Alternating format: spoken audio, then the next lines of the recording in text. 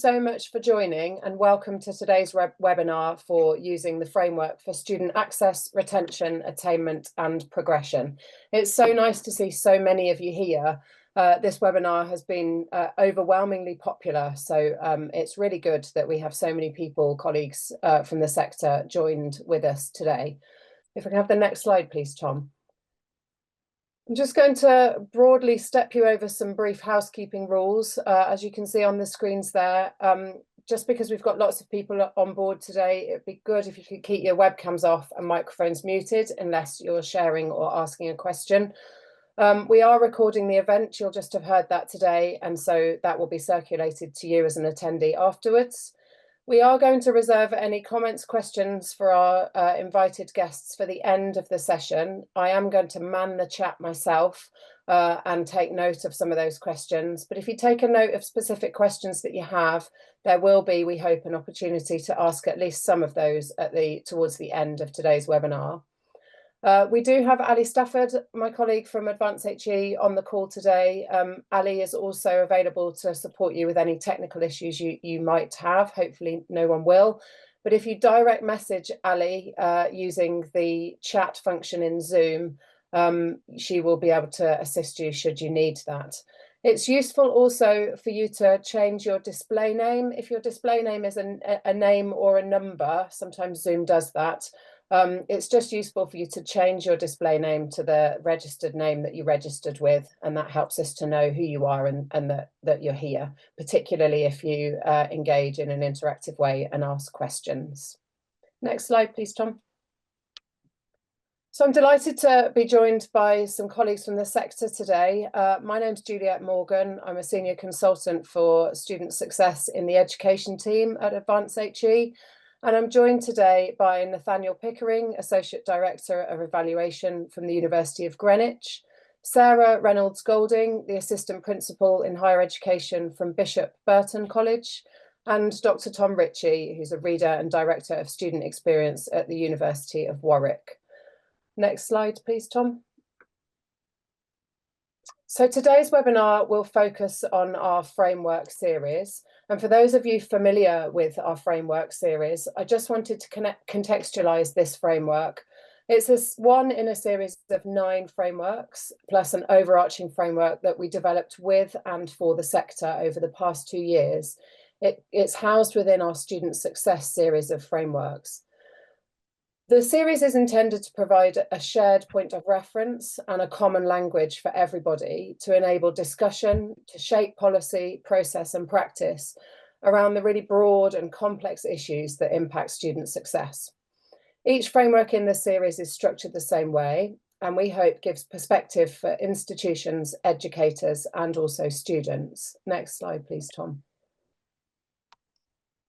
So before we begin, the Access, Retention, Attainment and Progression framework defines the foundations for student success.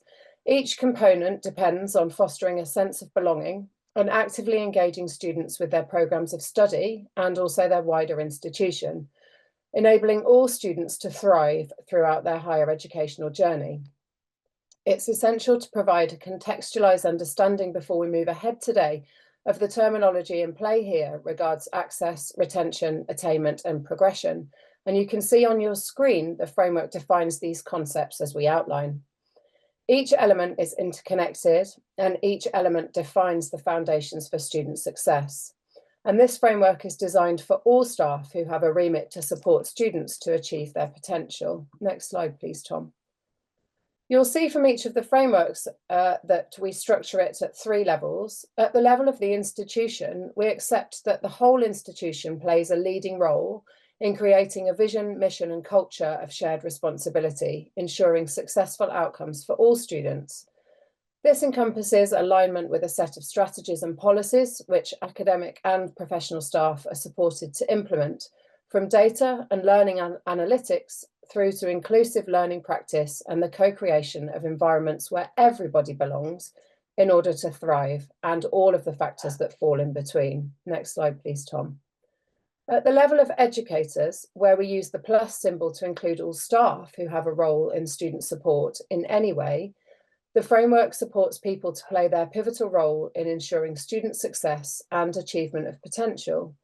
At this level, and dependent on the structure and the size of the institution, roles and responsibilities will be shared, but include outreach, admissions, academic and pastoral support, mental health and wellbeing support, and careers advice, and not limiting the inclusion, therefore, of employers and their engagement to include pre-arrival information, inclusive practices which enable diverse experiences, and affirm and validate student identity, providing a space for positive challenge, debate, and engagement.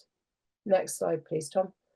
At the level of students, our framework identifies the practical support and learning environment necessary for students to successfully transition into, through, and beyond higher education, discovering who they are and their potential to achieve and bring their best selves.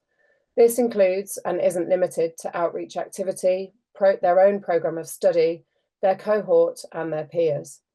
Securing retention and attainment of students requires a combination of practical support structures, inclusive teaching and learning practices, and a sense that every student matters and belongs to the institution and within their educational community. Next slide, please, Tom. We hope that this webinar will now give light to our three invited panellists who will be able to share with you their own insights in regards to elements of their practice, which have been crucial and integral in building student success within their own context. I'm therefore delighted to invite our first panellist, Nathaniel, to share his own perspectives from the University of Greenwich. Thanks, Nathaniel. Hi. Hello, can you move me on, please, Tom, if that's all right? Thank you very much. So my name's Dr. Nathaniel Pickering. I'm the Associate Director of Evaluation at Greenwich. Although much of the work I'll be talking about was today, actually kind of took place while I was at Sheffield Hallam University with colleagues there as well. So if you just move us on, please, Tom, thank you. So today, what we're going to be looking at is kind of three core things. One was a piece of work we did, a literature review about establishing what works within the kind of four areas of access, retention, attainment, and success. And what we're really looking at there is what really kind of the quality of evidence about what works as well. We'll look at what we found as part of that review, but also some of the recommendations that we made in relation to fixing the leaky pipe. And I'll explain a little bit more about what we mean by that as well. And then from the review, kind of how that led to the development of a resource that can now be accessed via the Advanced HE website and various other means as well. And talk you through a little bit kind of the underpinning of what that resource is and what it's trying to accomplish as well in relation to student success. So if you'd just like to move me on, please. Thank you. So first of all, just to kind of briefly explain the Advanced HE literature review.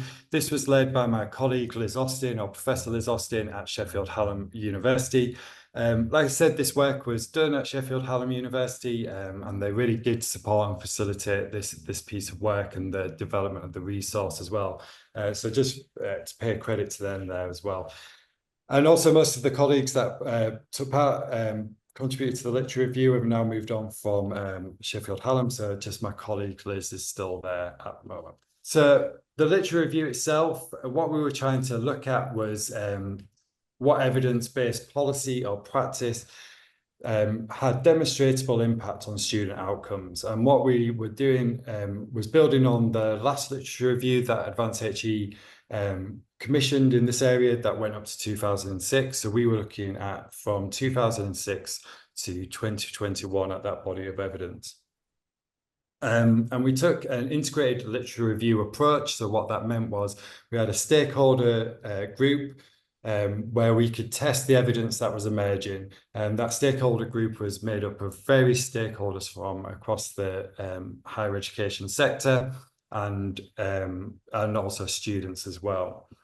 And what we were really focusing on was the Office for Students standards of evidence. So the Office for Students is the English higher education regulator, and they have established these standards of evidence where they're really encouraging institutions, higher education providers, to have demonstrable evidence of empirical and causal studies, or evidence at that kind of level of evidence there.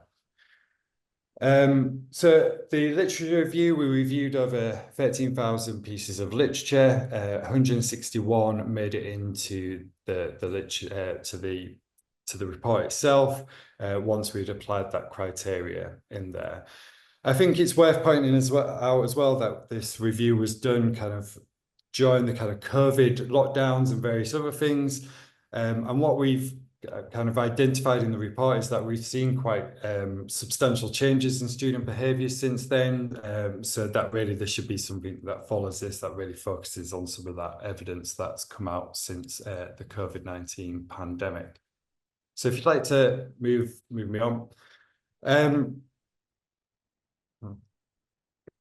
So it's kind of, I won't go into the evidence because there was lots of different things that we established that worked. But what we did find was that there was a clear relationship between interventions at all stages of the student life cycle. So if you'd just like to press the next slide. So what we found there is that these types of interventions, if they were delivered together, so early intervention, coupled with financial aid, for example, that would increase the likelihood of having a positive impact on student outcomes.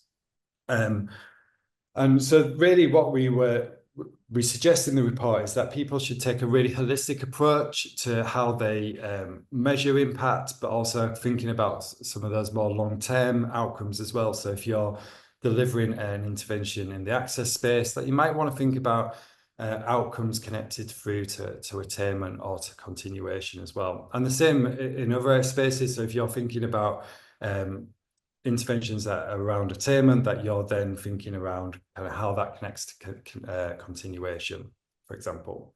If you'd like to just move us on in there.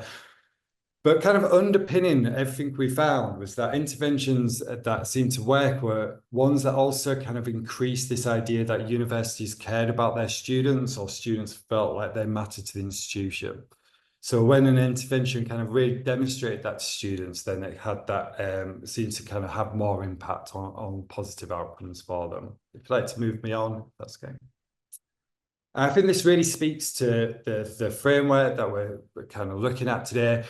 About this, the framework positions these four areas as being interconnected elements of the student success, and they really lay the foundations. And if we take these four areas kind of as a holistic thing, as a kind of basically kind of the same thing on a continuum, that will enable us to increase student engagement, and that will have wider, we'll see how students thrive a lot more. And I think the way that the framework allows you to kind of access the different areas and at those different levels can be really beneficial to how we think about change, which we'll go on to speak to next. So if you'd like to move me on.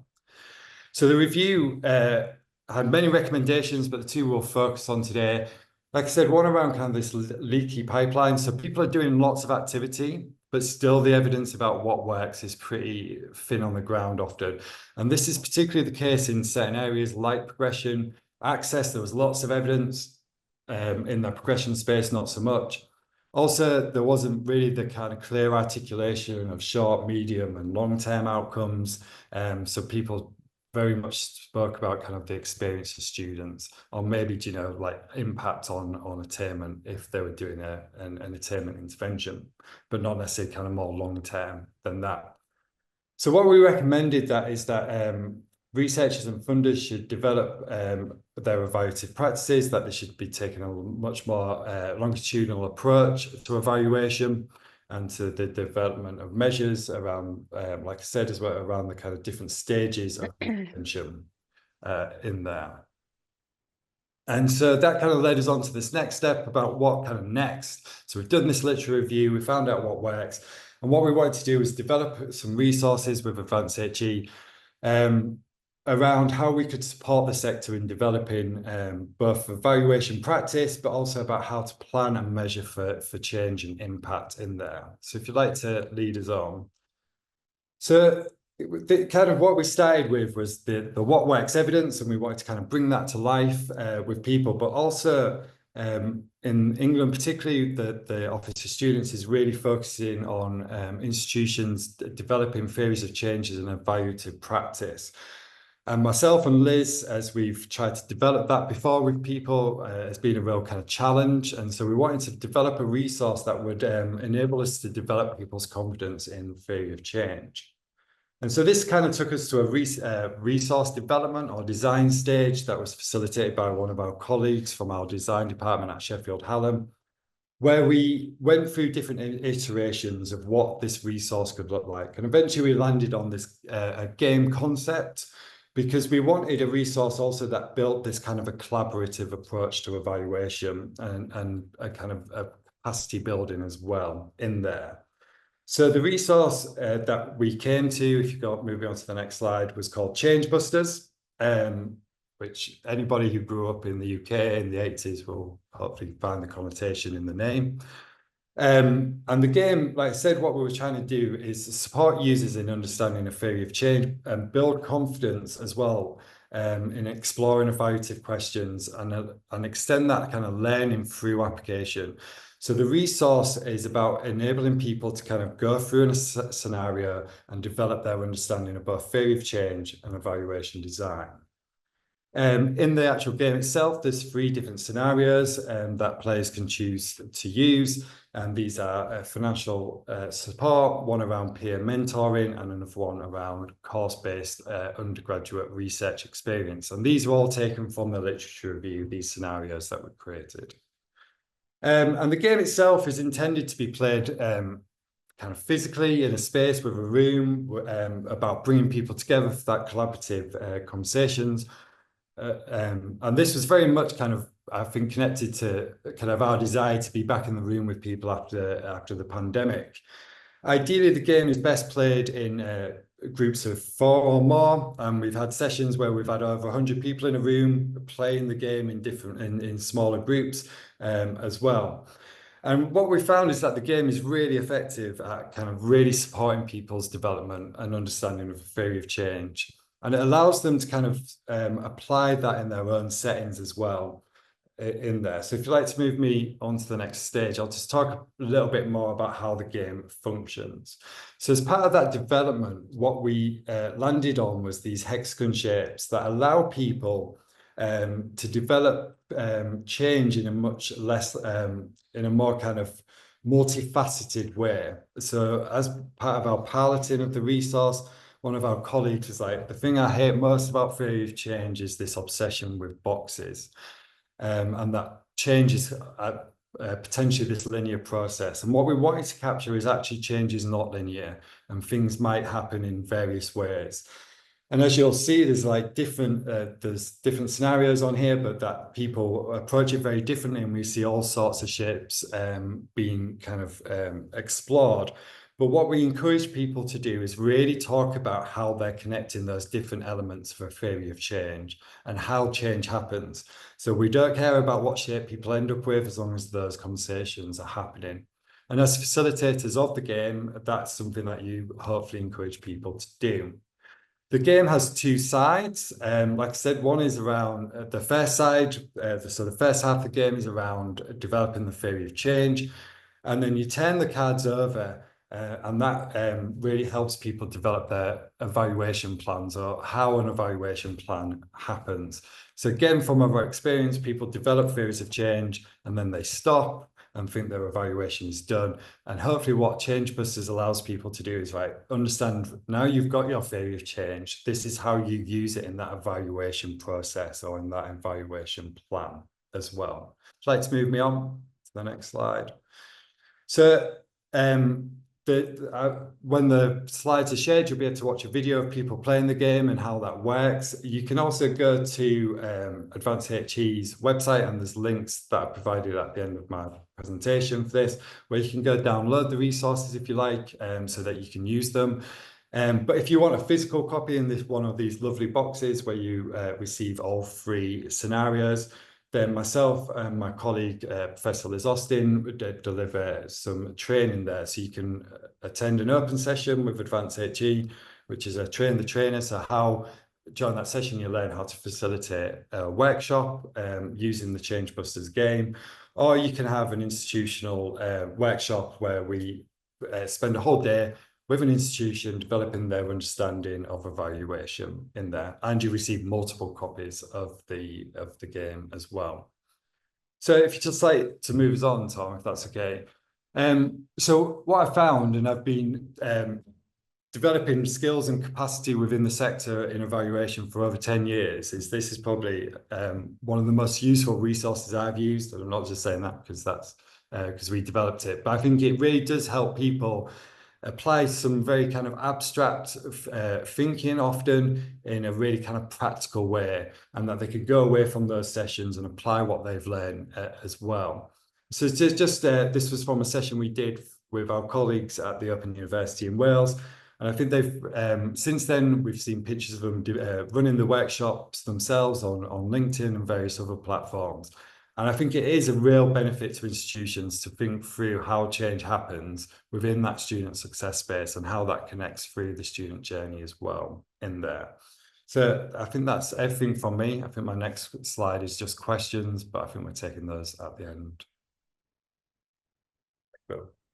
Thanks very much, Nathaniel, for leading us through Change Busters and the development of that and how you've used that. That was really interesting. Thank you.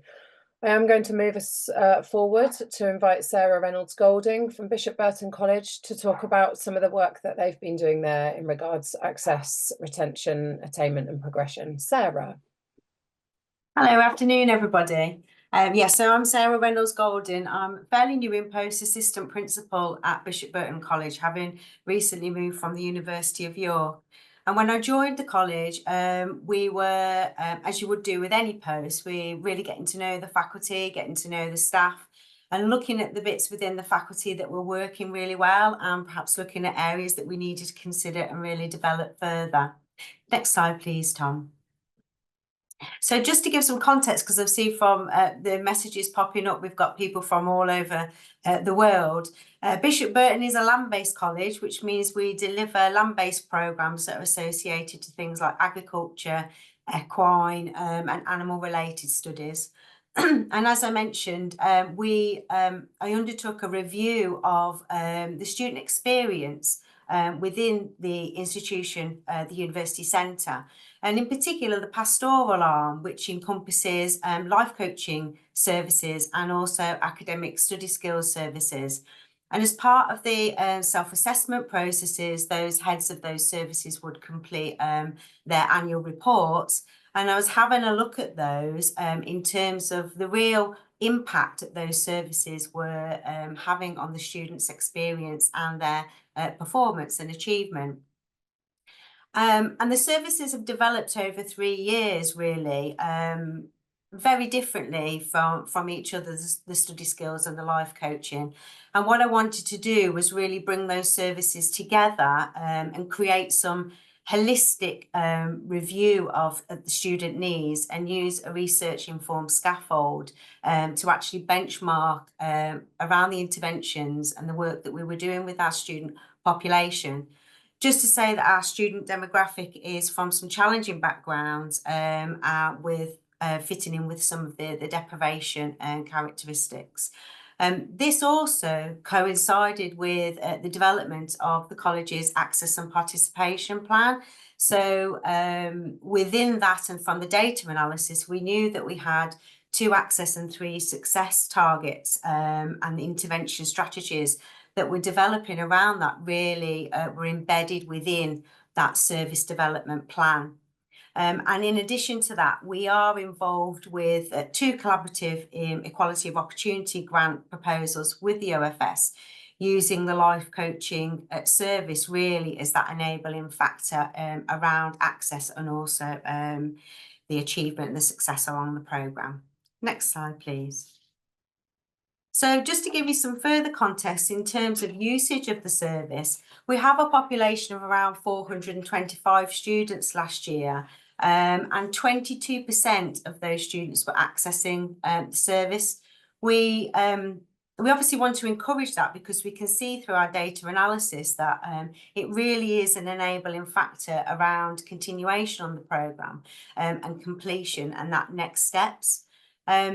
Individually, we conducted 534 appointments. So from that 22%, we can see that those that are engaged in the service actually do come back and they grow to really depend is not necessarily the word to use, but really grow to use that service to the maximum benefit for them to really create that enabling factor as they progress onwards.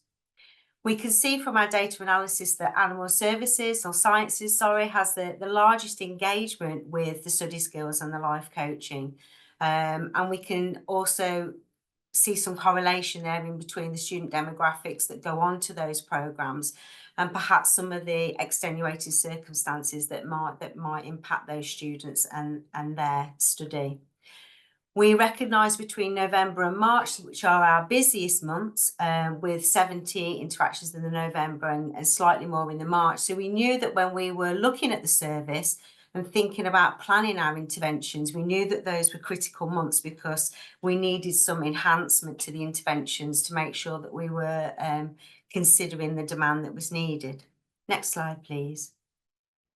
So this is our demographics of curriculum areas, and you can see there really quite starkly that within our animal sciences, bio-veterinary programmes and animal behaviour and training and management, those students are really the ones that are accessing the services mostly, followed behind by equine. And following this initial piece of work, we're going to look at that in more detail and to understand why those particular students are the ones that are most needing this greater usage of the pastoral arm that goes around the academic area. Okay, next slide, please. So the work that we decided to do and embark on was bringing together those two arms of the study skills and the life coaching services and mapping them against the Advanced HE Student Needs Framework, so we can have a research-informed framework around the interventions that we plan through an annual operating plan to deliver to our students. We looked at what we were doing well and we looked at what we weren't doing well and referenced the framework within that to make sure that we were covering those holistic needs of the students. And as I mentioned, we will be using the part of the operating plan and the two services to drive the targets that underpin the access and participation plan. So what happened then once we'd looked at that work and we'd completed the mapping exercise, it culminated in the production of what is termed our life skills strategy, and that name is still live at the moment. We're not necessarily certain that is the end name that we're going to have, but we debated the terms and the references around study and support and coaching and mentoring, and we've come up with this life skills at the present time. So it's informed the strategy and identified the priorities around policy and practice that we need to focus on as an institution to make sure that we're reflecting and looking at that holistic needs for the students that we have within our demographic of student population, and also thinking about in context what is very personal to us as a provider and the student needs that we have. Next slide, please, Tom.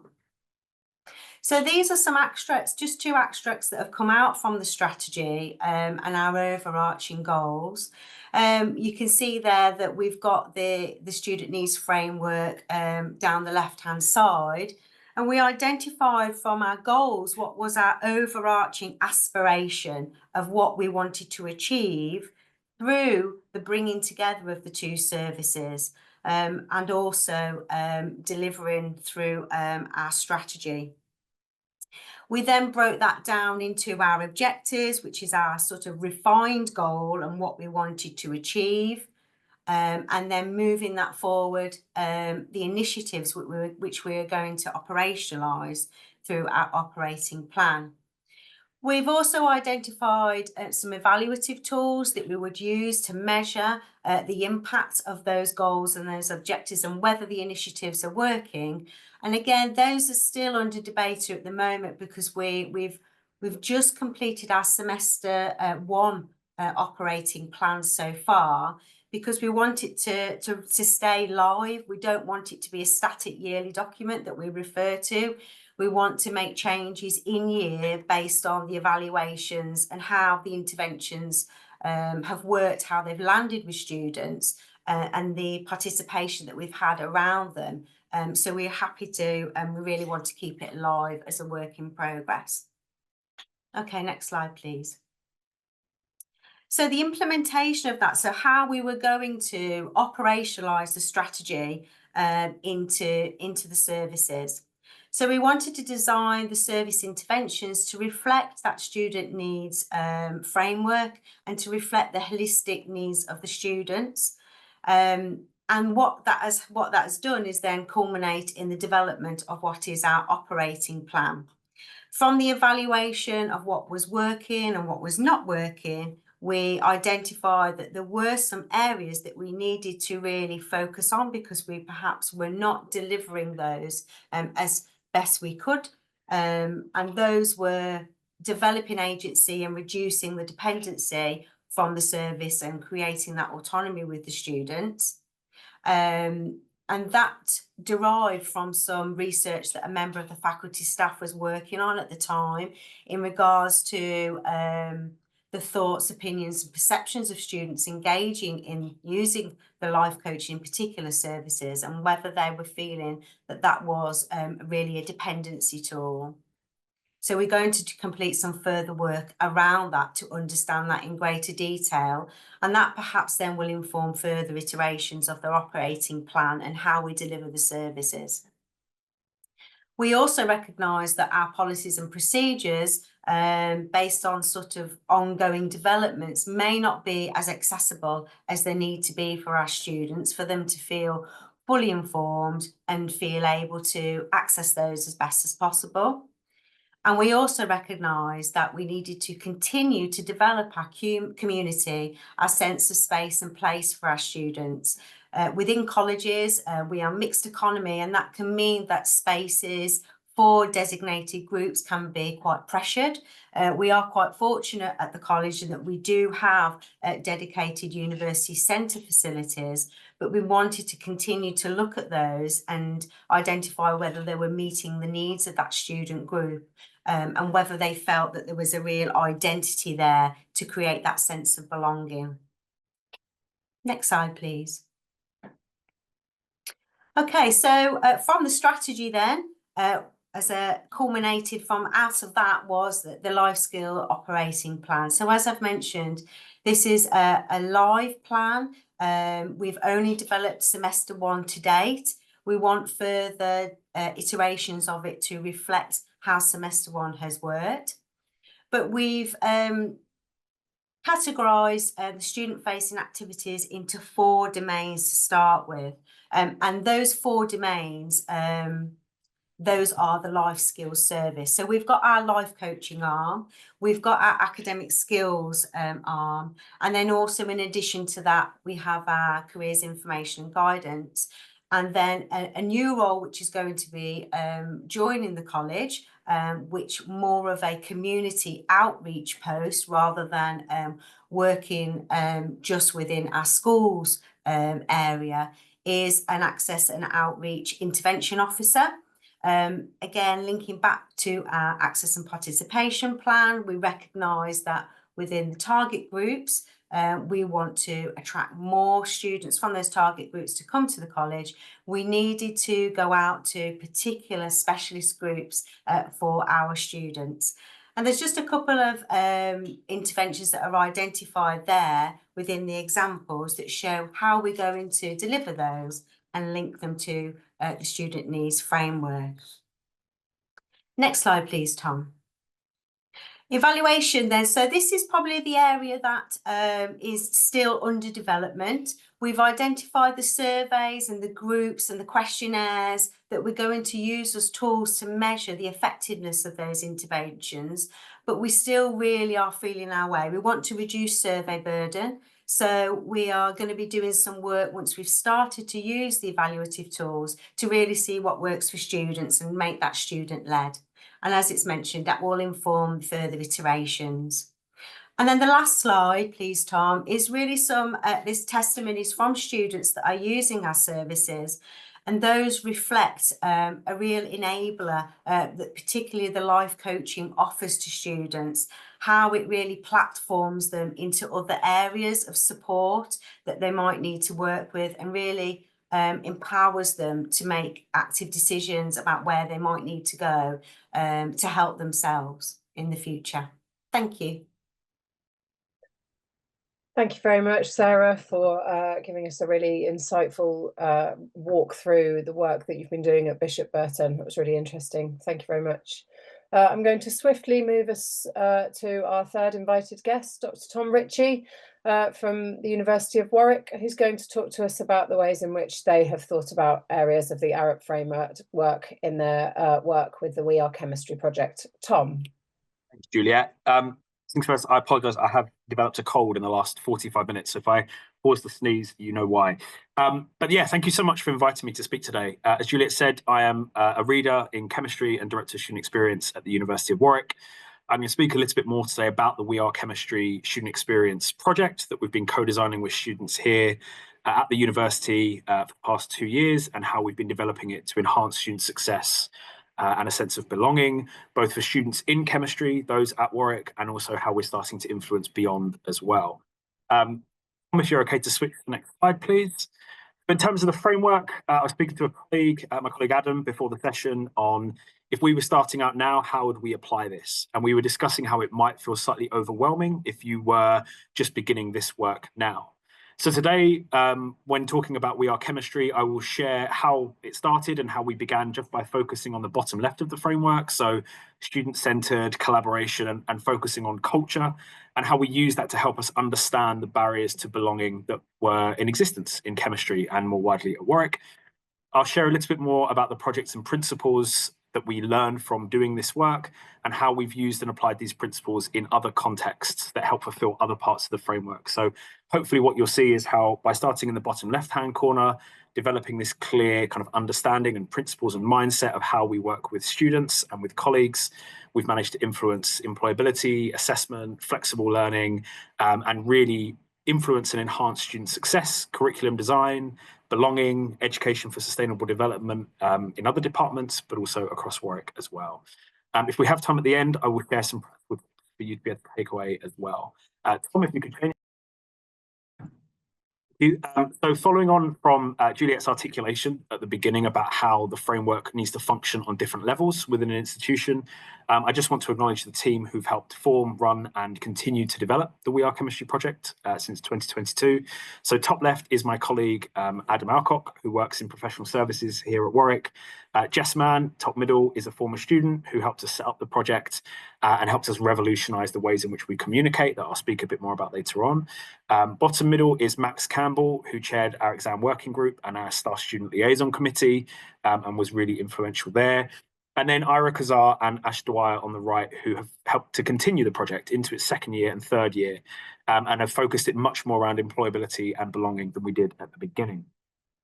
If I reflect, on my own role as an academic, just quickly, from my experience, I find that too much of student experience and student success is often almost not seen as the preserve of academic colleagues. We're seen as people who are just in the classroom. My sense is that we are most often the most common and impactful group that they interact with outside of their cohorts. And so I kind of encourage academics on the call to get involved and be collaborating with student experience, because you can make a huge amount of difference there as well.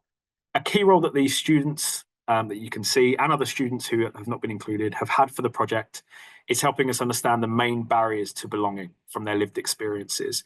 They helped us as well group these into elements that we could then impact and improve. So it wasn't Adam and I and others just kind of guessing at what we think students would want, but it was a genuinely student-centered, co-created approach. But one of the key questions we had when we started this in August 2022 was what students and what feedback are we centering our approach on when we think about enhancing belonging and success?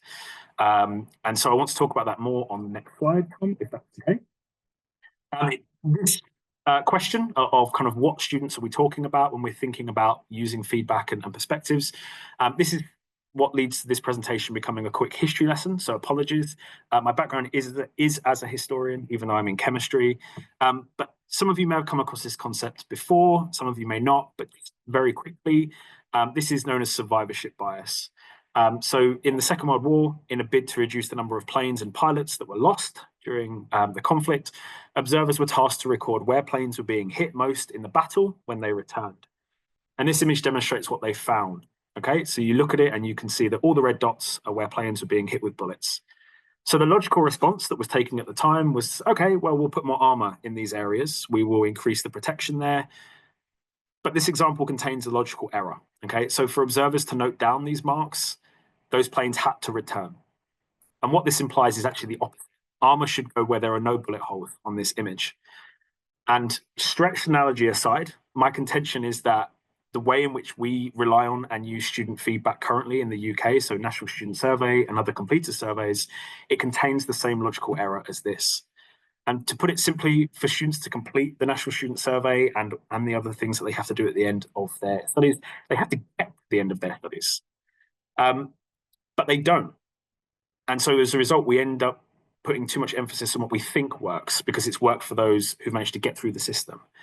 And it only works for those who've got to that point of completion. And the result, I think, is that we have a kind of an inherent issue of survivorship bias across HE when we're using student voices to enhance student success.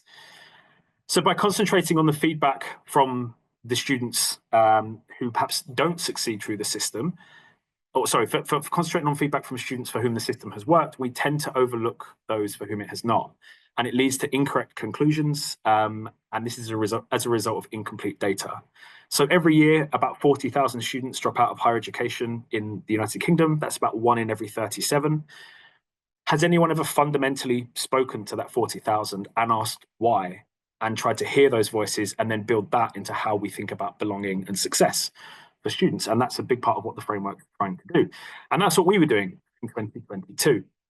And within the context of my home department, chemistry, I was acutely aware that this error in how we were collecting, analysing and using data meant that we were creating and drawing conclusions from those who'd survived the degree with us, so they'd survived this process, and so therefore were more visible than those who hadn't. So to overcome this, we undertook exit interviews with our students who had either temporarily or permanently withdrawn from study because we wanted to understand the barriers that they faced. We wanted to understand what's making them stop being here. And we would book these in every 3 to 6 months after they'd left the department, and we still do it today. And while they're initially challenging to get through our legal team, they are perhaps the best thing that we've done and continue to do in terms of getting feedback that helps us overcome this issue of survivor bias. And also gives us that real clear perspective on some of the challenges that come with being a student and getting through university. Apologies for my emails there. And a key element of this initial work and kind of building belonging was actually building trust with these students. And we'll return to this as we go through a little bit later on. Tom, next slide, please. So in terms of where we got to on these interviews, the departmental perspective we had that we used to inform our work on belonging through our exit interviews and other student data as well, it highlighted the following: that we had full and restricted timetables, that there were too many opportunities to take part in, which may be the opposite of received wisdom, which is always just do more, put more on for students. Student reluctance to sign up and get involved. And one of the most important things a student ever said to me was, if there's no value, why am I getting on the bus to come in? Why would I come into that? Which I'd never really thought of before. We thought that everyone would want to come in for a career session. Bad communication. This was probably the most profound thing. Students telling us that not just what we were communicating, but how and where. Essentially that they were no longer on Facebook and we needed to move on from that. Limited opportunities to meet with classmates who had similar interests. So too often we focus on getting students to do new things that we want them to do, which pushes them outside of their comfort zone, which reduces their likelihood for them to engage as well, and an unfamiliarity with department and colleagues.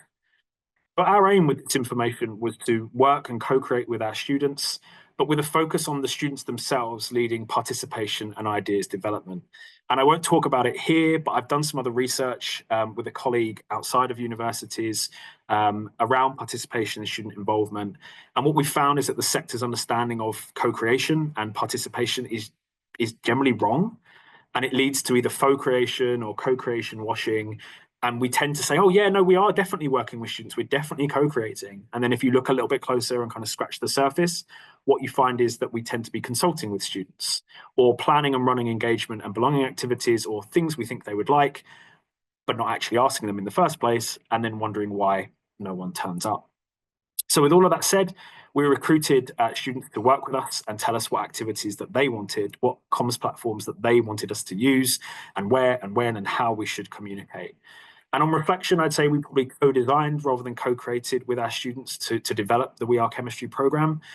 And the focus has been on making it easier for our students and not just making it easier for us as a business or a departmental function or an institution.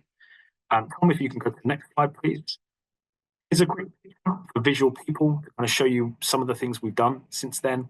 From engagement, changing how we worked with students to get their feedback on building a common room space with them, to actually building it with them. We were standing there painting it together at different points, to how we communicate. This approach of kind of fundamentally working with our students in this intentional way really has changed our work. And you can see here the kind of proof is in the pudding of getting them involved. If you're able to change, please.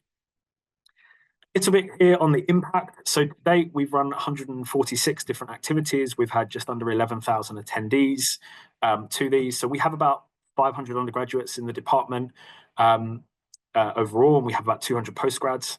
But of these attendees, we've had just over 10% were staff, just over 10% again were postgraduates. The bulk were undergraduates, but we also saw a big chunk of these come from outside chemistry as well. So people bringing their flatmates and their housemates. What we saw with our communications and engagement is that from August 2022 to now, we've increased engagement by over 2,500% from different unique accounts. And we've had an increase in followers of about 250% as well. In terms of applications for the department, we've seen that go up by 30% and our admissions up by 20%. Now, I'm not saying that's just the work that we've done, but it's definitely had an impact from how we've applied it to open days and other things as well.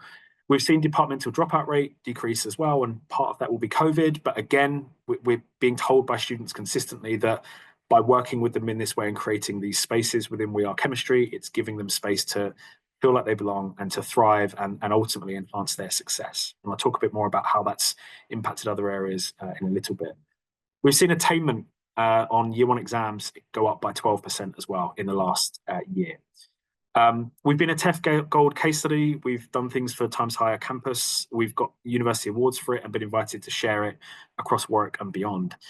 And the point of saying that last bit is we do all of this on about £9,000 a year, and it's on about 0.2 FTE between myself and Adam. And the £9,000 is to pay for students and pay for activities as well. Now, you're probably wondering why I'm telling you all about a departmental project when the previous two conversations we've had a much more institutional level. But the point of this is that this work has led myself and my colleague Adam to develop this kind of set of principles and mindsets that we've then applied to other areas of the student experience to great effect. As I say, the increase in applications is because with the way we've used it for open days, to our exam revision support, as I mentioned, with the increase in year one exams, to mentoring programs that support kind of reduced dropout rate. Tom, if you're able to change, please. So here are the principles that we've learned. The first one is undertake exit interviews. I cannot tell you enough. Get that real data from students to show you the hotspots in their experience. So we're no longer just assuming why are people leaving, why are they dropping out. Some universities do this. We found in ours that we didn't. And students would leave and they would never themselves get the chance to kind of close that loop and actually say, do you know what? 80 to 90% of it was fine, but there was this one challenge that we can then fix and remove. The second one is that curricular, pastoral, and extracurricular are not separate to students. And this was mentioned in previous talks as well. I think as an institution and as a sector, we generally work hard to keep them separate because that's how it works for us as different business functions. But the reality for students is that they aren't. And what impacts students in one space has a significant impact in another. And so practically, we spend a lot of time identifying the hotspots that I mentioned and removing them. And it's why the rest of these principles work well in the other contexts. So the approach to getting students to engage is we take something called a high value, low fixed cost kind of buy stealth approach. So the example I can give is if you run a careers session for students, you'll get a few turn up. But generally, if you say to them, come and do a CV check, they'll kind of go, why? I can use AI to do that. So what we do instead is we put on, we hire a professional photographer, a couple of £100. We offer them free professional headshots. And then while they're queuing up, we sit with them, we set up their LinkedIn, we check in with them. We have the careers discussion with them as well. Recruit students to meaningful roles. I can see Juliette's joined, so I will speed through this. Recruit students to meaningful roles using their lived experiences. So I mentioned Jess at the beginning. Jess led the communications aspect in our first year. The success is really down to her. Avoid a one-size-fits-all student experience. So we use something called an interest-based approach where let students get involved on their terms, let them set their levels of engagement, and stop trying to engage them when the project is done. We're all guilty of it. You find a couple of engaged students and you just keep going back to them again and again. Come and sit on this committee, come and do this, come and do that. You burn them out, they leave. So let them work in the way that they want to on these different things as well. And build trust. I mentioned this at the beginning, but this is crucial and it's the foundation. So students will not open up if there's no trust. And all of the rest of these things work because we work to build trust with students in the way that we work with them, the way that we co-design with them, and the way that we support them, both as part of the project, but also when they come to the project in the department. It allows them to be vulnerable and it leads us to get better feedback. So this is big and a lot to remember. Tom, if you can just change slide, I will just very quickly, I won't go through all of this. Here are just some examples of different places that we've used the principles of We Are Chemistry. So we've designed entire modules around it by working with students and kind of fundamentally changed the way that we teach. We've used it for our inclusive education plans to focus on student-led neurodivergence projects rather than our own. It's been fundamental with awarding gaps as well, with how we work with setting up a Warwick Black Chemistry Society. Skills development, I've kind of mentioned. One thing I will just say is we've worked with Advanced HE, and it came from working with students who said, can we develop a belonging framework? And so we've been working with Advanced HE for the last year or so to do this work. And it's by working in partnership with students using these principles and mindset that we've been able to do this and create kind of meaningful change. And we're just at the point now where that framework is being used to operationalize and deliver the new Warwick education and student experience strategy. Hopefully, and I'm sorry to rush through this last bit, but it shows you that the ways in which we've been working, you can see how we've moved from kind of focusing on the bottom left to moving up to the things in the top right of the framework. And that would be my advice. If you are starting on this work, don't worry about trying to do everything. Start small, focus on just working and building trust with your students. It's not about standardizing the entire experience, but just focus on what works for them. Thank you so much for listening, and I'm happy to talk a little bit more in the questions as well. Thank you very much, Tom, for such an interesting presentation in regards to the work that you've been doing at your own institution, and particularly with chemistry. We have about 5 minutes left. There's a couple of questions in the chat that we have been responding to as we've gone along. Tom, as you have been speaking, there's just a couple of questions. Conscious of time to give me a couple of minutes, which only gives you a bit of time. Could you briefly, there's a question around exit interviews. Did you have structured interviews with set questions, or was it more open for students? And did you gather qual data? Yes, so we would do qual data in advance. We'd do qual data during the thing. We would have 5 questions and then we'd have 10-15 minutes at the end to talk to the students and actually just have a general conversation. So interview is over egging it. It's more just a chat, but I called it an interview because if I say exit chat, that doesn't really mean anything. It was just an opportunity to meet with them, talk to them, and understand their experience and what went wrong. Thanks, Tom. And just one final question from Philippe asked about the sources of ideas for your high value, low fixed cost by stealth approach. Speaking to students, ask them what do they want. What would get them to come along to things? What would be of value to them in the midst of their very busy schedules? I can share actual examples, Philippe, after the session as well. Thanks, Tom. And I know that Nathaniel has picked up on a comment made by Linda Greening earlier around an avenue or vehicle for more action research outcomes to capture on-the-ground activity. Nathaniel, do you want to expand any on that in terms of your response? Or you're on mute? Yeah, it's not really, but I think there is moves within the sector about how we do that. So with the APP, how are people going to share that evidence, and where is that going to sit? Is there going to be some kind of sector repository that people can draw on? I think these are all questions still to be answered, though. Thanks very much, Nathaniel. We have a couple of minutes left. I'm just perusing the chat with speed. I can't see any direct questions for Nathaniel, Sarah or Tom beyond those that have been answered along the way or that we have just picked up. So I'm assuming, therefore, that you probably have lots of questions, but those questions haven't been externalized, which is fine. At which point I'm going to ask Tom Bottrell-Clark just to move me forward to the next slide. Some of the commentary in the chat has been around some next steps and how colleagues might be able to get involved and what we might be able to do next in terms of lived experiences and on the ground exemplar. Advance HE can try and help to support that in several key areas. So we have listed some of those on the screen there for you to think about.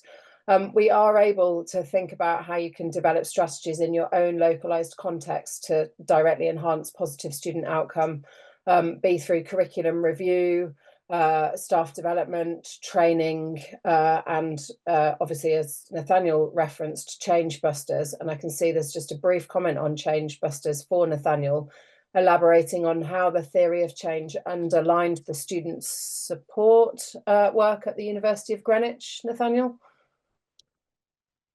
So not necessarily, well, at Greenwich, yes, because we're developing those theories of change. But I think what we're trying to accomplish with Change Busters is that it allows people to think about how they articulate that change process. And so at my last institution, that's kind of really how we framed all of our intervention work. It was about understanding how change happens and how we can measure that. And that's essentially what the theory of change should allow you to do. Thanks, Nathaniel. If I can have the next slide, Tom. If there's ways in which you'd like to get involved, having listened today, and I know some of the comments around we're doing similar things that, you know, we'd really like to spotlight, then we encourage you to get involved, share your insights, challenges and successes in the sector for the betterment of the sector and all of the students who access that. So please do think about onwardly sharing the work that you're doing with us. On the screen there are just a few ways coming up in which you can get involved and ways in which you could put yourself forward to do that for your institution if you'd like to.